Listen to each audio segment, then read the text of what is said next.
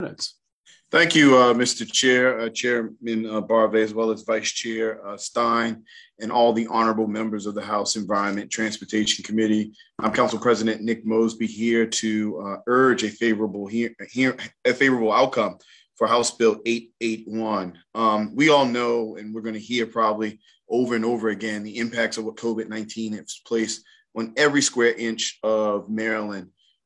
From the Eastern Shore to Western Maryland to places like Baltimore City and Montgomery County.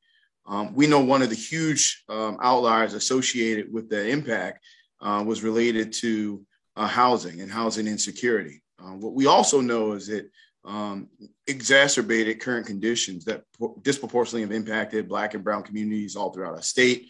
But what was really, really interesting is during COVID-19, the folks that were our essential workers that we were putting on the front lines to keep our state moving.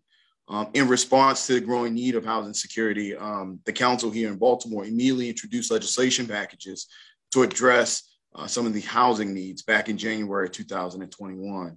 That legislative package included adjusting rental late fees, establishing security deposit grant program, and of course, looking at providing relief for renewal residents' leases through Just Cause.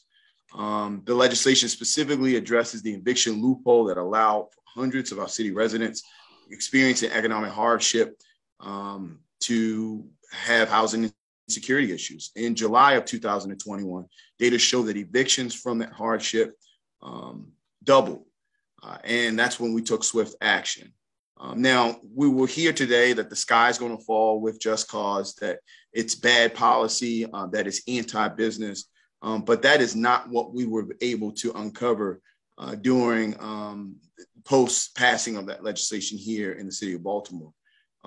It provided a essential needed relief for residents, again, without causing undue hardship. Our Just Cause legislation did not prevent a landlord from evicting a tenant that had violated the terms of their lease.